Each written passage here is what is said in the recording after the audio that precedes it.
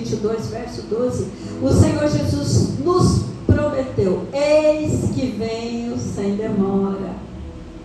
Então, se há 2000 anos o seu retorno era em breve, então nós hoje estamos realmente às portas. Amém? Eu creio nisso, e nós podemos ver claramente que 6 sinais em Mateus 24 estão se cumprindo diante dos nossos olhos.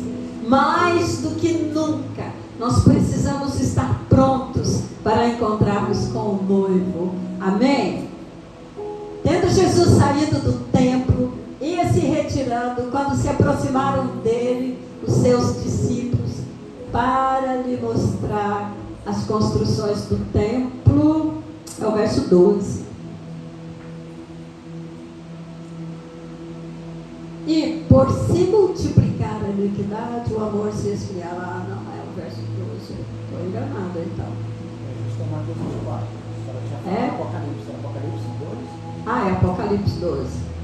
22, 12, querido, desculpa. Aí está em Mateus 24. Eu vou para Mateus 24 daqui a pouco. Tá?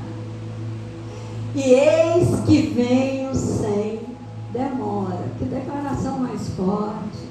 E eis que venho, e comigo está o galardão que tenho para retribuir a cada um segundo as suas obras. Uau! O galardão é certo. Amém? O galardão é certo. Então, se há 2000 anos o Senhor disse isso, é porque o seu retorno está para breve. Amém? E nós precisamos estar realmente preparados para esse encontro com o noivo. Aleluia. E aí nós podemos ver claramente, agora vai para Mateus 24, 6 sinais que estão se cumprindo diante dos nossos olhos. Mais do que nunca nós precisamos mesmo estar preparados. E o primeiro sinal está em Mateus 24, do verso 4 ao 5. O primeiro sinal da volta do Senhor é o surgimento de falsos profetas. A palavra diz assim, Mateus 24, do 4 a 5, e ele lhes respondeu: vede que ninguém vos engane, porque virão muitos em meu nome, dizendo: eu sou Cristo, e enganarão a muitos. Uau!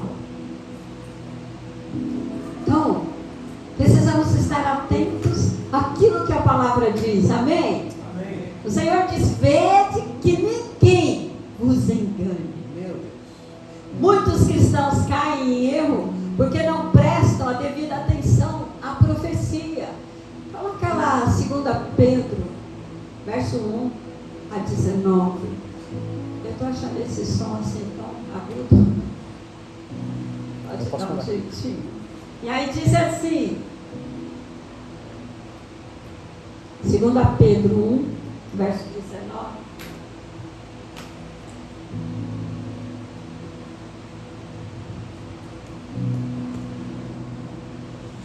Conseguiu? 2 Pedro 1,19. Diz assim: temos assim tanto mais confirmada a palavra profética, e fazeis bem em atendê-la, como a uma candeia, uma luz que brilha, né? Uma candeia que brilha em lugar tenebroso, até que o dia clareia e a estrela da alva nasça em vosso coração. Aleluia. O mais impressionante da advertência do Senhor é que ele disse: muitos virão em meu nome. Sabe, não é impressionante isso? Então, tais falsos cristãos virão em nome de Jesus. Isso significa que, na verdade, são falsos mestres e falsos profetas. Ele nem está falando aqui de ímpio entrando no meio da igreja. Está falando de gente que está no meio e se levantam como falsos profetas e falsos mestres. O segundo sinal da volta do Senhor é o princípio das dores. Nós vamos ver isso aí em Mateus 24, versos 7, 6 e 8. Mateus 24, 6 e 8.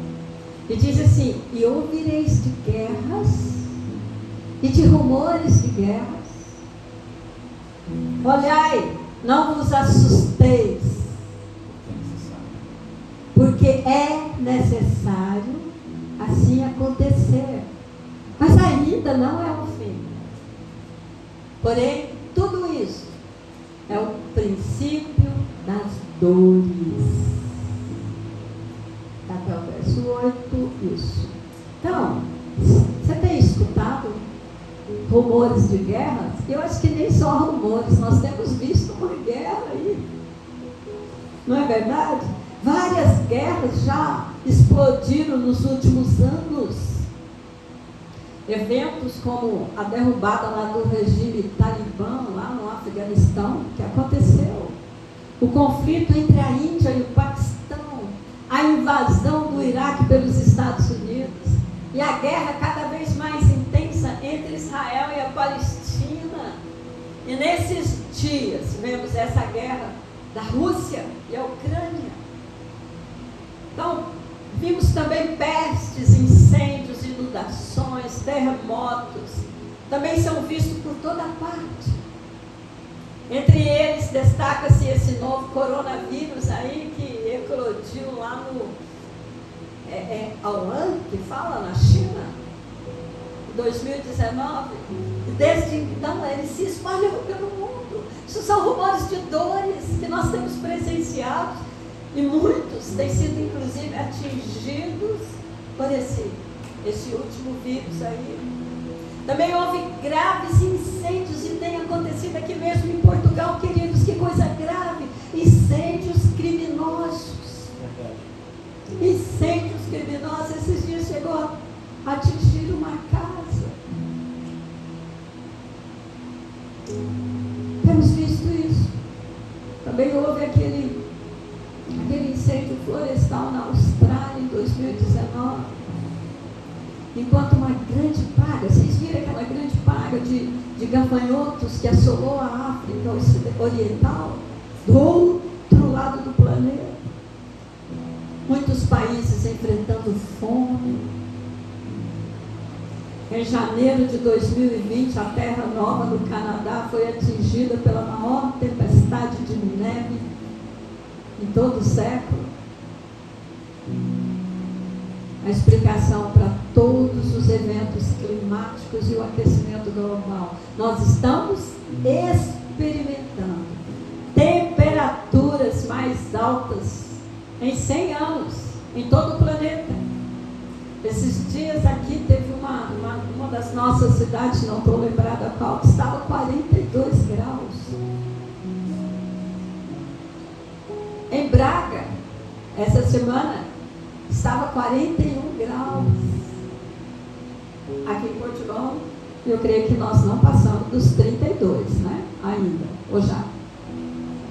Não sabe, né? Alguém sabe? Eu acho que não, porque eu vejo todo dia as temperaturas e não vi chegar a 40. Mas nas demais cidades já chegaram.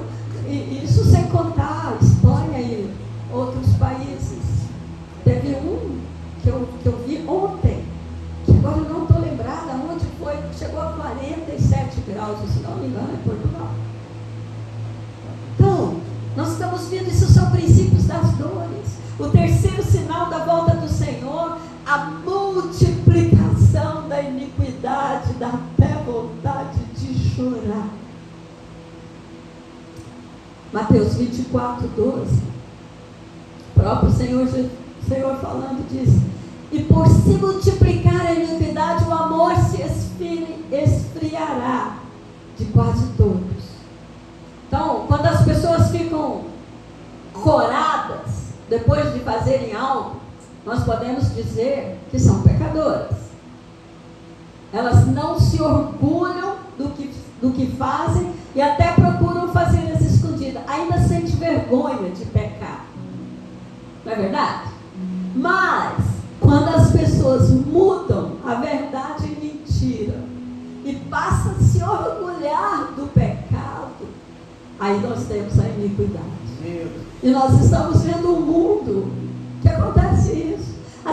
se orgulham e abrem o peito para dizerem: eu sou homossexual, ou eu sou lésbico, ou eu sou isso, ou eu sou aquilo. As pessoas já não ficam vermelhas com nada, já mente na sua cara sem ficar vermelho. É verdade ou não é? Então, a gente vê isso. A profecia é que a iniquidade iria se multiplicar. E isso tem se cumprido diante dos nossos olhos, queridos. Alguns exemplos aqui do crescimento da iniquidade nessa geração. As escolas estão totalmente controladas e são usadas para ensinar todo tipo de ideologia anticristã, como essa ideologia de gênero que assusta os pais e as mães que têm temor de Deus, porque alguns não estão nem aí com o que estão ensinando aos seus filhos. Mas homens e mulheres, filhos do Senhor, que têm temor do Senhor, estão contestando, não é? A arte, nós vimos a arte que tem sido transformada num tipo de obscenidade, como a gente viu nos museus. Aquilo é normal fazerem arte pornográficas e ainda levar as nossas crianças, ou as crianças, eu creio que toda criança é nossa, amém? Ainda levar as crianças lá para tocar na pornografia. São princípios das dores. Nós temos visto isso. Então, e tentar coibir a pornografia é mostrado como violação da liberdade, da expressão e liberdade de imprensa. Se você se levanta contra, isso é terrível. Eu vi um testemunho de alguém dizendo que se uma mãe abortar, independente da data dessa criança no ventre dela, ela é inocentada, porque o corpo dela, ela tem lá direito por ele. Mas se vier um ladrão roubá-la, dar um tiro e matar a mãe e o bebê no ventre, ele é considerado criminoso duplamente, por matar a mãe e o filho. Que incoerências de leis nós estamos enfrentando?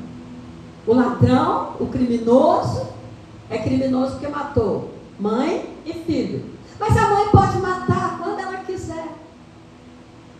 E não tem problema, é inocente.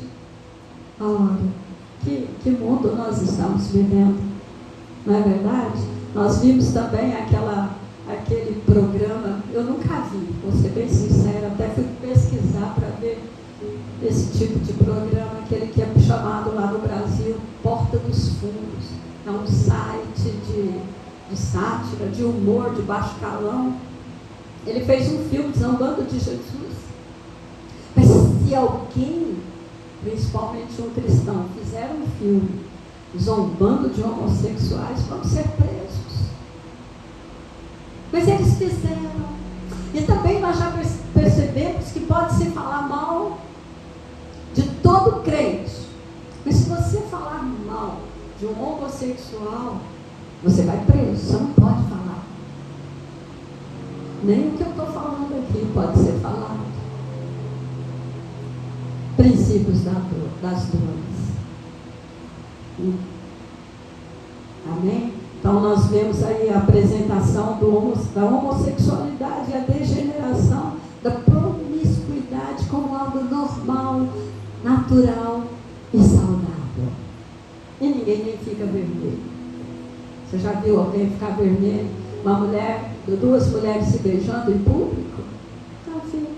Dois homens andando de mão dada, casando, colocando na internet para quem quiser ver casal. Oh, Jesus! Princípio das dores. O normal tem se tornado saudável para o mundo. Então, hoje, há uma campanha mundial pela legalização das drogas, da maconha. Eu creio que aqui já é legal, né? Não sei, não tenho certeza, mas está mundial para a legalização das drogas. E isso já aconteceu em vários países, em muitos estados americanos.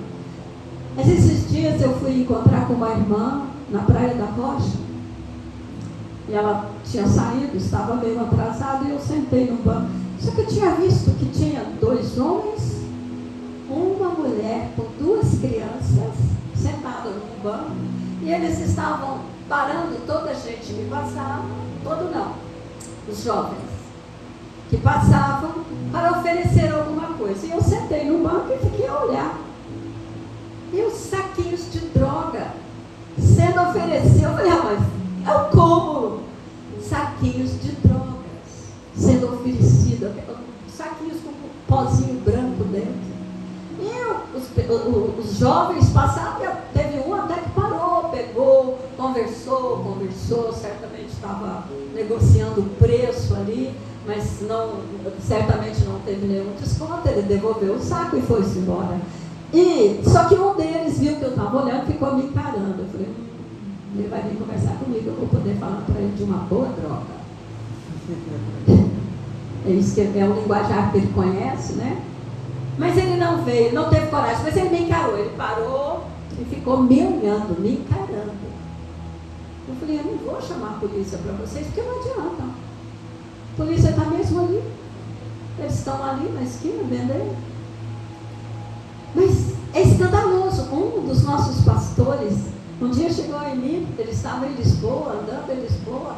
Ele chegou, pastor, o que está acontecendo?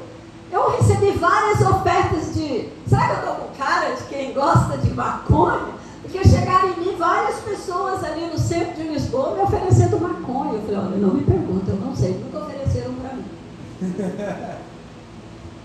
Porque essa legalização está aí. Nós vemos também o esquerdismo infiltrado nas igrejas, que substituiu a religião revelada pela social. Então, há uma tentativa de desacreditar a Bíblia como sendo palavra de Deus. Eles estão afirmando que ela apenas contém a palavra de Deus.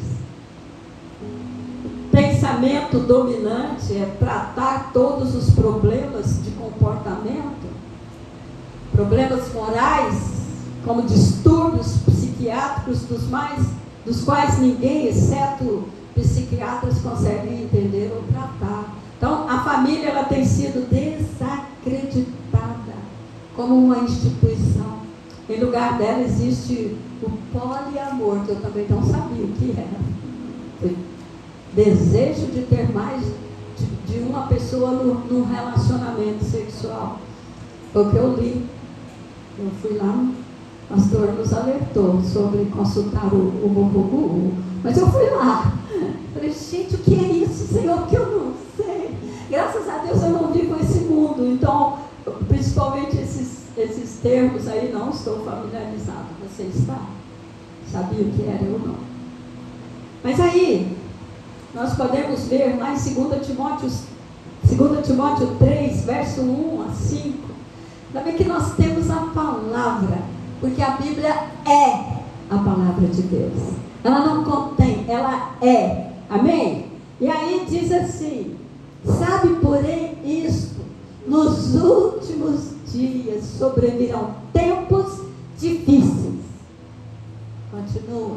Pois os homens serão egoístas, avarentos, jactanciosos, arrogantes, blasfemadores, desobedientes aos pais, ingratos, irreverentes, desafeiçoados, implacáveis, caluniadores, sem domínio de si, cruéis, inimigos do bem, traidores, atrevidos, enfatuados, mais amigos dos prazeres que amigos de Deus. Até o 5. Tendo forma de piedade, negando-lhe, entretanto, o poder, foge também destes. Amém? Pulou o verso 4. Ok, falou. Então, veja aí, o apóstolo Paulo alertando com a palavra. Paulo faz uma descrição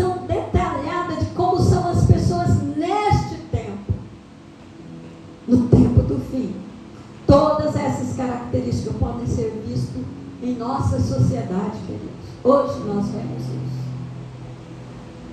O pastor Jairus nos deu um testemunho, porque hoje, no meio dos jovens,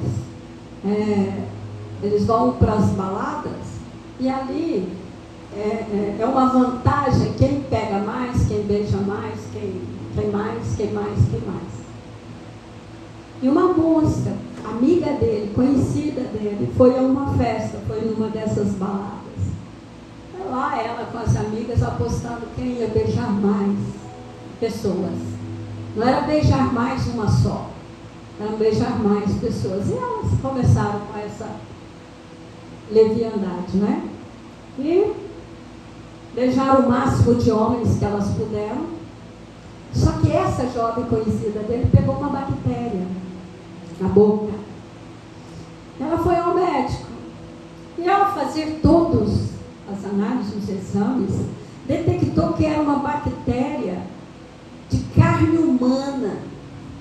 Olha aqui, que horror. Aí, foram investigar melhor, porque aí já é caso de polícia. Já é caso de polícia de alto calão, né? Foram descobrir, aí perguntaram para ela quem é que ela tinha beijado, ela não sabia dizer. Eram tantos que ela não sabia. Tiveram que fazer um levantamento das pessoas que estavam naquela festa, que era uma festa mais ou menos que privada. Fizeram um levantamento e foram investigar. E ao investigar, a investigação caiu lá em cima de um dos rapazes com quem ela esteve. E a polícia foi à casa dele. Chegou lá quando abriu o frigorífico. Estava cheio de carne humana, embalada para ele comer. Agora, olha só, que horror! Que horror! Você vai para um lugar, eu sei de outra que essa lá de Goiânia, uma tristeza. Uma menina formada, e aos 22 anos ela achou que era hora de ter um relacionamento sexual e filha de pais cristãos. Ela achou que era hora. Quando ela fez 22 anos, ela falou, vou experimentar sexo, é hora. E foi para uma dessas baladas da vida dos jovens, né? E lá ela ficou com uma pessoa. O que aconteceu? Ela passou uns poucos meses, começou a ficar enferma. Foi aos exames, estava com AIDS. Uma única relação sexual, feita fora da proteção, porque casamento, você pode fazer sexo com proteção, você tem proteção. Mas ela fez com uma pessoa, primeira vez que ela conheceu o rapaz, gostou da cara dele, foi para a cama com ele. E o cara transmitiu para ela uma doença que me parece que ainda não encontraram a cura. Com 22 anos, recém-formada, e num curso de excelência. Agora, imagina. E hoje, quando nós aconselhamos os nossos jovens, muitas vezes entram por um ouvido e saem para o outro. Eu tenho alertado as nossas jovens sobre roupas que não te cobrem, que deixam seu corpo exposto. Parece que entra aqui e sai aqui, parece que o de saída ainda é mais rápido. Sabe por quê? Até tirar fotografia, você vai para a praia, quer tirar fotografia na praia, faça isso. Guarda para você, para o contexto da sua família. Mas não põe na internet, não. Você está se expondo a toda tara, todo tarado para explorar ali o seu corpo. E eu vou falar algo pesado, já que nós não temos criança aqui. Alguns vão pegar sua foto seminua lá e masturbar. Porque isso, a iniquidade aumentou. Não se iluda que só vão, que menina bonita. Então cuidado com aquilo que você coloca na internet. Não exponha seu corpo, guarda seu corpo. Aqueles que não são casados ainda, meninas, guarda seu corpo para o seu esposo. Aquelas que são casadas, guarda o seu corpo para o seu esposo. Amém? Vocês estão assim? Amém ou não amém? Ah, Jesus. O quarto sinal da volta do Senhor: o amor se esfriará de quase todos. Mateus 12, 24, 12. O amor, aliás, Mateus 24, 12. E por se multiplicar a iniquidade, o amor se esfriará de quase todos. Então, existe hoje uma verdadeira banalização da pregação nas igrejas também. Simplesmente trocaram o evangelho da graça pelo evangelho de autoajuda. Não há alimento espiritual para suprir os filhos de Deus. Não há. E nós precisamos de alimento, amém? Nós precisamos de alimento, assim como o nosso corpo biológico, nosso corpo físico precisa de bons alimentos. Eu fui a nutricionista essa semana e falei para ela: eu perdi o apetite. Ela falou: ah, que bom. Isso nota que você está nutrida, porque se você não estiver bem nutrida, você vai querer comer, você vai ter fome fora de hora. Eu falei: uau, que interessante isso, não tinha pensado por esse lado. Mas é verdade, eu perdi o apetite. Como? Porque tenho que comer, mas não tenho vontade. Também pode não ser muito positivo, mas ela achou que é. Ok. Então, nós precisamos ter cuidado. Amém, queridos? E precisamos ter cuidado também nos ensinamentos, principalmente para as nossas crianças, para que ninguém fique muito apegado ao mundo. Então, nós somos como o trigo que foi semeado neste mundo. Nós sabemos que o trigo está maduro quando a espiga, quando o caule e as outras partes se encurvam e a raiz começa a se soltar da terra. Então, isso significa que o trigo está morto para o mundo. Amém? Nós estamos mortos para o mundo, diz a palavra. E assim, a sua raiz é facilmente arrancada da terra. Nós precisamos amar a vida do Senhor. Amém. Amar a vida do Senhor significa ter o nosso coração nas coisas do céu. Onde é que está seu coração? Ajuntar tesouros onde ladrões não escavam e nem roubam. É o que a palavra diz. Sabe, um crente maduro, ele anela constantemente pela volta do Senhor. Você tem anelado? Você tem aí clamar: ó, Maranata, vem, Senhor Jesus. Se não pregamos o amor de Deus, os irmãos não têm como responder amando ao Senhor. Então precisamos também pregar sobre o amor. Somos filhos amados. Somos filhos amados. E nós amamos porque entendemos que Ele nos amou primeiro. Amém? Quem entende isso? Foi amado primeiro. O quinto sinal, a pregação do Evangelho aos confins da terra. Está também em Apocalipse 24, 14. Apocalipse ou Mateus 24, desculpa. Então, e será pregado este Evangelho do Reino por todo o mundo, para testemunho a todas as nações. Então, virá o fim. Então, a palavra de Deus diz que podemos apressar a vinda do Senhor. Isso significa que podemos ativar, participar das profecias da volta do Senhor. 2 Pedro 3, do 9 ao 13. Vamos ver o que a palavra diz. Quando nós anelamos pela volta, nós pregamos o Evangelho. Amém? Então vamos ver aí o que diz. Não retarda o Senhor a sua promessa, como alguns a julgam demorar. Pelo contrário, Ele é longânimo para convosco, não querendo que nenhum pereça, senão que todos cheguem ao arrependimento. Virá, entretanto, como ladrão o dia do Senhor, no qual os céus passarão com estrepitoso estrondo, e os elementos se desfarão abrasados. Também a terra e as obras que nela existem serão extinguidas. Visto que todas estas coisas hão de ser assim desfeitas, deveis ser tais como os que vivem em santo procedimento e piedade, esperando e apresentando a vinda do dia de Deus, por causa do qual os céus incendiados serão desfeitos e os elementos abrasados se derreterão. Nós, porém, segundo a sua promessa, esperamos novos céus e nova terra, nos quais habita justiça. Aleluia.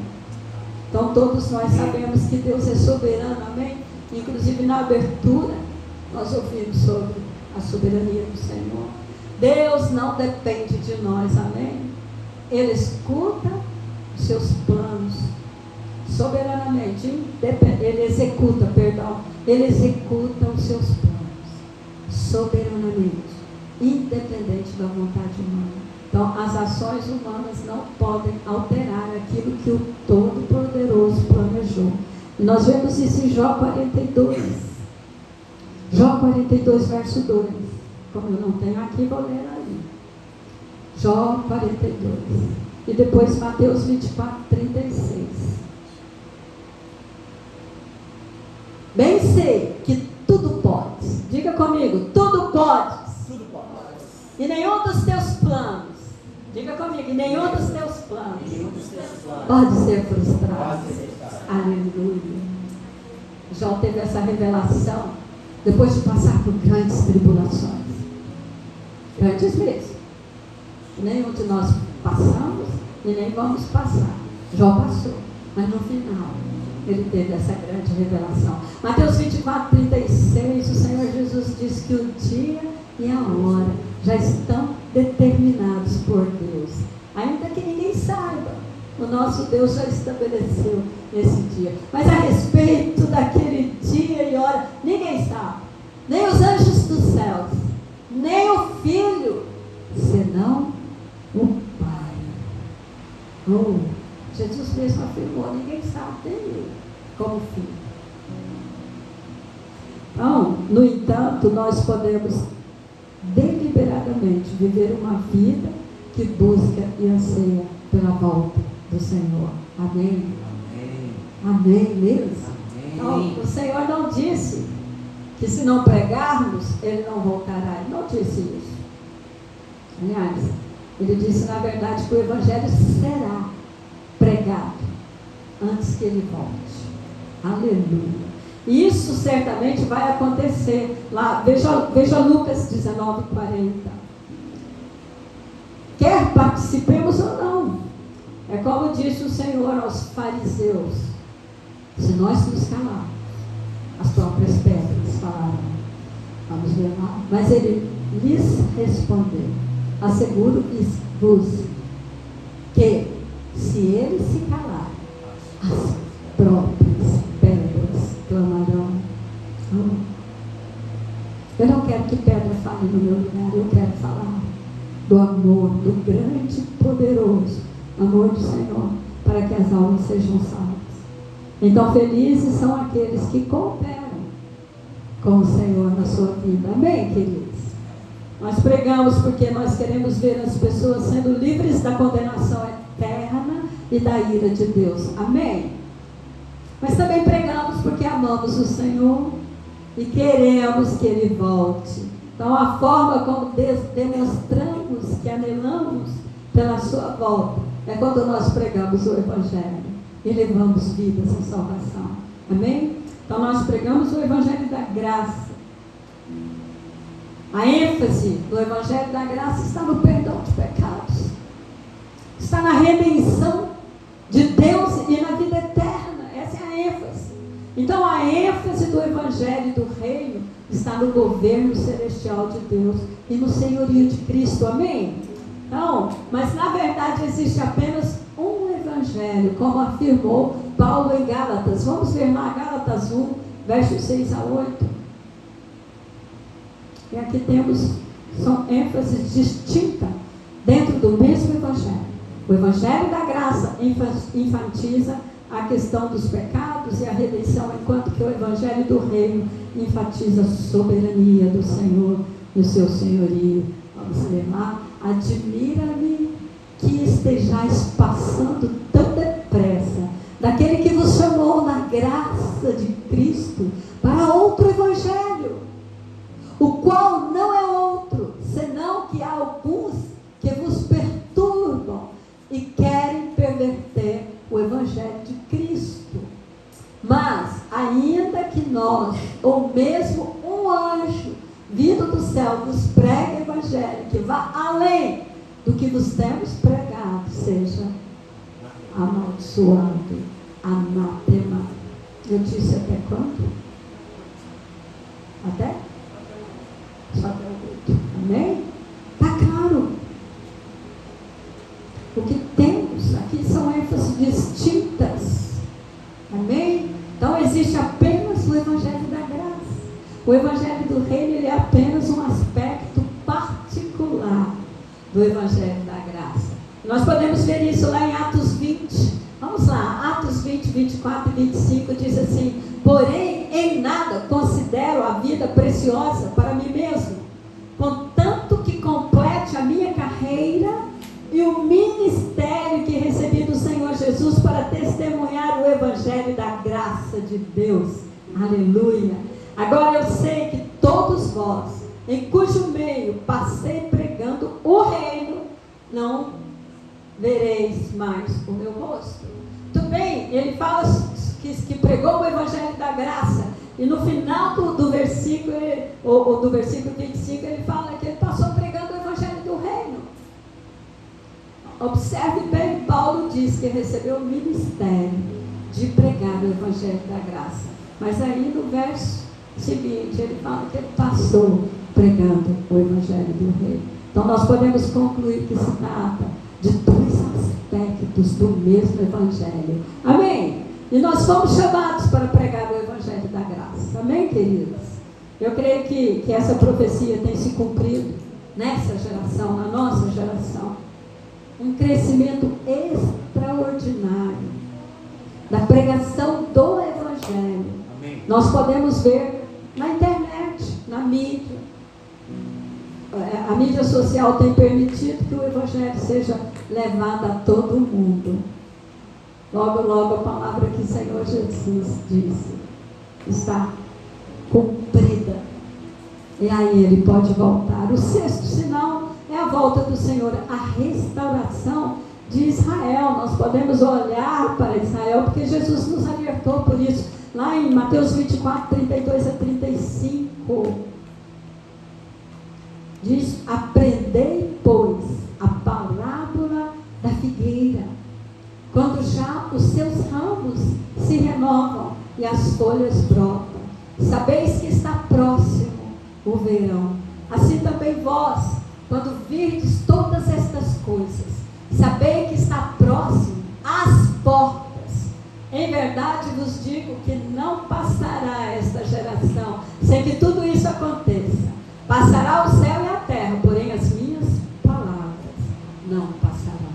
Então o Senhor Jesus disse aí em Mateus 24, para ficarmos atentos aqui à parábola da figueira. Há um consenso entre os estudiosos de que a figueira aponta para Israel e aponta também para Jesus. A profecia é muito clara. Quando nós vimos os ramos renovarem as folhas, brotando, devemos saber que está próximo o verão. Então, o verão é a volta do Senhor. Mas a figueira aqui é um símbolo de Israel. Nós vimos que por quase 2000 anos, esse povo de Israel esteve espalhado entre as nações. É verdade? Todo o povo. Mas quando foi em 1948, a nação voltou a existir. Israel é sem dúvida o maior milagre dessa geração, queridos, isso é fantástico.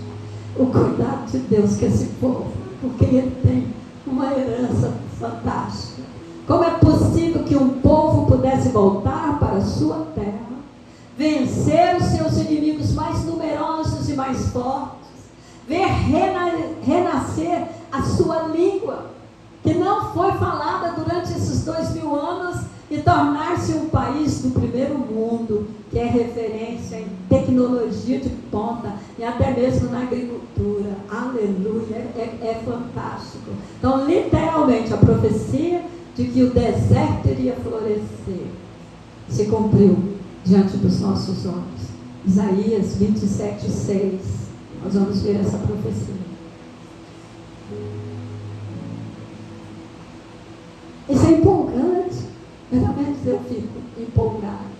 Dias virão em que Jacó lançará raízes, florescerá e brotará Israel, e encherão de fruto o mundo. Eles são os portadores. Eu fui a Israel já por 2 vezes. Uma vez entrei pela Jordânia e outra vez pelo Egito. E é engraçado, eu vi muita miséria, tanto na Jordânia quanto no Egito. Mas não vi miséria em Israel. Pelo contrário, eu vi lugares desertos, com plantações fantásticas, como você não vê em muitos lugares. Em muitos países tropicais bons você não vê, porque o cuidado naquelas plantações é fantástico. Você fica assim admirado. Nós podemos ver também que em 1967 Israel lutou contra 3 países simultaneamente e os venceu completamente. Queridos, você sabe que aquele povo é tão privilegiado que até já ganhou uma porção de Oscars. Já ganhou pela sua inteligência e capacidade. Essa guerra de que estava falando, ela ficou conhecida como a Guerra dos 6 Dias. Nessa guerra, Jerusalém voltou a ser a capital de Israel. Oh, fantástico. Lucas 21:24. O Senhor diz que até os tempos dos gentios se completem, Jerusalém será pisada por eles. Essa profecia já se cumpriu em parte, pois Jerusalém está nas mãos dos judeus. Amém?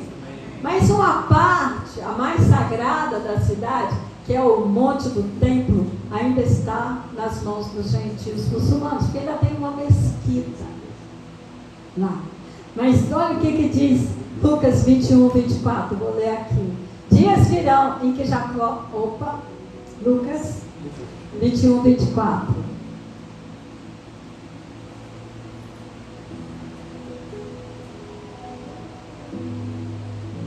Cairão a fio da espada e serão levados cativos para todas as nações, e até que os tempos dos gentios se completem, Jerusalém será pisado por eles.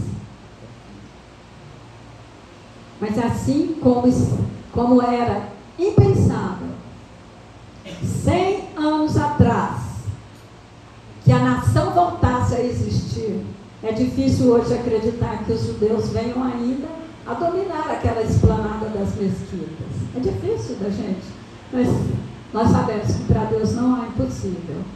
Amém? Alguma coisa vai acontecer.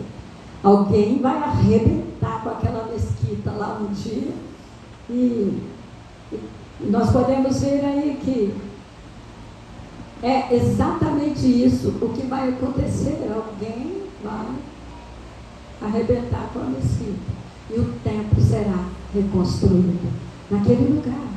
Então quase toda a profecia já se cumpriu, amém? E essa parte se cumprirá também, não tenham dúvida. Mas por que o templo dos judeus, você pode perguntar, precisa ser reconstruído? Porque o Senhor Jesus disse que a grande tribulação vai começar quando o templo for profanado pelo anticristo. Mateus 24, do verso 15 ao 21. Vamos ver aí, já estou quase a terminar. Quando, pois, virdes diz o abominável da desolação, de que falou o profeta Daniel no lugar santo? Quem lê entenda. Então, os que estiverem na Judéia, fujam para os montes. Aquele lugar santo lá, e que o Senhor fala, quem lê entende, é porque é o templo. Quem estiver sobre o eirado, não desça a tirar de casa alguma coisa. E quem estiver no campo, não volte atrás para buscar a sua capa. Ai das que estiverem grávidas e das que amamentarem naqueles dias. Orai para que a vossa fuga não se dê no inverno, nem no sábado. Porque nesse tempo haverá grande tribulação, como desde o princípio do mundo até agora não tem havido e nem haverá jamais. Pessoal, tem isso. Eu ouvi uma frase hoje de madrugada do Paul Washer. Assim que fala? Paul Washer. Ele dizia assim, ele estava falando da existência de duas pessoas, vou colocar assim. Aquelas que são cheias do Espírito Santo, que são nascidas de novo em Cristo, experimentam essa vida nova, essa nova aliança, e aquelas que não têm. E ele estava dizendo assim, que quando essas duas pessoas leem a Bíblia e aprofundam no conhecimento de Deus, aquelas que não têm um novo nascimento, uma conversão, odeiam Deus. Odeiam. Aquelas que são nascidas de novo, têm o Espírito Santo e têm uma clara revelação, amam a Deus. E eu falei, é verdade. Ao ouvir aquilo, eu lembrei que eu estava lendo, meditando em algumas passagens em Isaías. E meu Deus, cada profecia que eu falo, Senhor, que Isaías liberava ali sobre o povo da desobediência, o povo de Deus em desobediência naquela época. Realmente eu falei, Senhor, cada coisa aqui, que se eu não tivesse o Espírito Santo, eu ia pensar que o Senhor é duro demais. Aí eu, ao ouvir esse pregador, esse povo,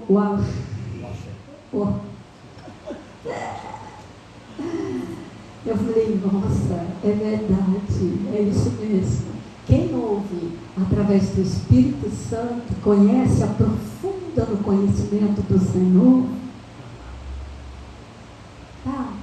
está em amor para o Senhor. Não tem acusação nem condenação para o Senhor.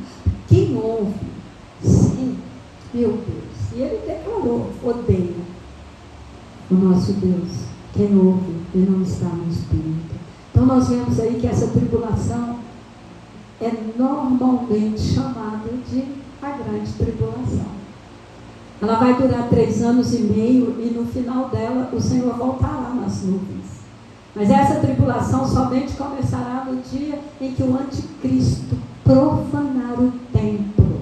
Por isso que ele precisa ser reconhecido, reconstruído. Então, que profanação será essa? O anticristo fará uma aliança de 7 anos com o povo judeu. Nos primeiros 3 anos e meio, ele vai permitir os israelitas reconstruírem o seu templo. Mas no meio dos 7 anos, ele vai quebrar a aliança e vai colocar uma imagem sua no lugar santo, olha só que atrevido, e exigirá que os judeus o adorem. Essa será a abominação da desolação que o Senhor Jesus diz. Você consegue perceber que Israel é como um relógio profético? Precisamos estar sempre atentos ao noticiário sobre Israel e a sua relação também com os árabes. Amém, queridos? Lembre-se, porém, que a maior parte da profecia sobre Israel já se cumpriu. Nós não sabemos se a igreja chegará a ver esse templo reconstruído ou se será arrebatada antes disso.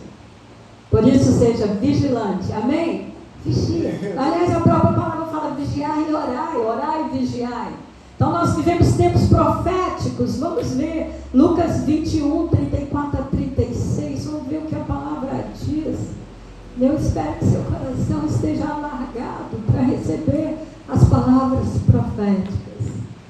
Olha aí. Acautelai-vos por vós mesmos, para que nunca vos suceda que o vosso coração fique sobrecarregado com as consequências da orgia, da embriaguez e das preocupações deste mundo, e para que aquele dia não venha sobre vós repentinamente como um laço, pois há de sobrevir a todos os que vivem sobre a face de toda a terra.